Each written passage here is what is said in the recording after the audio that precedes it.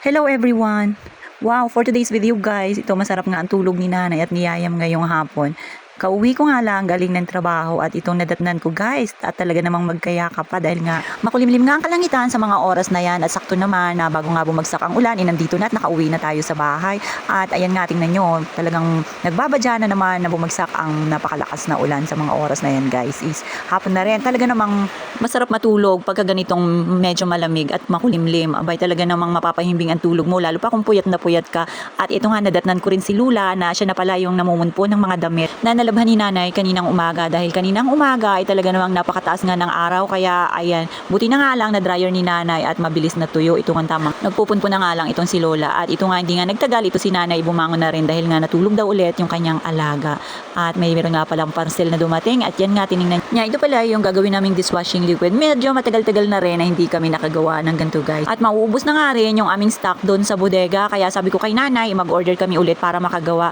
dahil malapit na naman ang December yung iba kasi guys ibinibili at yung iba talaga dyan kami kumukuha ng konsumo hindi na kami bumibili sa labas dahil laking tipid din naman talaga na kahit na gaano karami yung aming hugasin ay okay lang hindi wala kaming pangamba na maubusan nga kami ng sabon at yan nga ng para sa dishwashing liquid at minsan pa nga ginagamit na nga rin namin yan para sa sasakyan na panghugas o diba hindi na kami bumibili guys laking tipid na rin sa amin ito nga si nanay excited masyado yung tipong binubuksan pa lang eto na nakaupo na kaagad baka maunahan pa ni Lula sa pagpupwesto at yan nga tingnan nyo ang kinuha ko nga pala dyan is yung kalamansi dahil nga masarap siya guys sa ilong hindi kagaya ng iba kung sa bagay kanya-kanya naman tayong gusto kung ano yung flavor yung gusto nating gamitin sa ating dishwashing yan nga tingnan nyo nga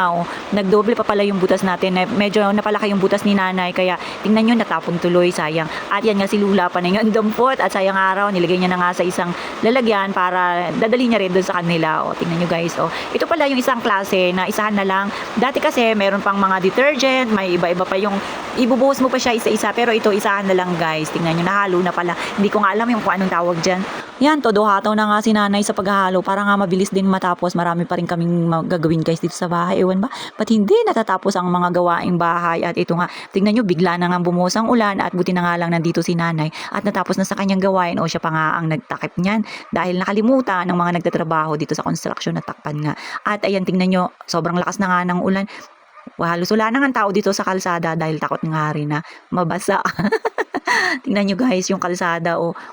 linis na linis at yan tanging mga graba na lang at mga gamit nila yung naiwan dito siguro nga nagsilong din sila dahil nga sobrang lakas ng ulan kanina at takot ding mabasa dahil nga sobrang pagod nila guys at yan na nga yung mga estudyante sakto rin talaga na uwian na nga pala ngayon kaya ayan mamaya konti magpiprepare na nga itong si nanay nandito na naman guys sa lutuan at yan nagbabadya na nagluto nga pala kami dyan ng pulboron abay talaga naman napakasipag diba at yan niready lang namin dahil nga wala pa rin kaming katulong dito na gagawa dahil hindi pa namin nalalagyan yan guys ng mga pampasarap talaga lang si Lula nga rin kasi ang expert yan. So, paano ba yan? Kita-kits ulit.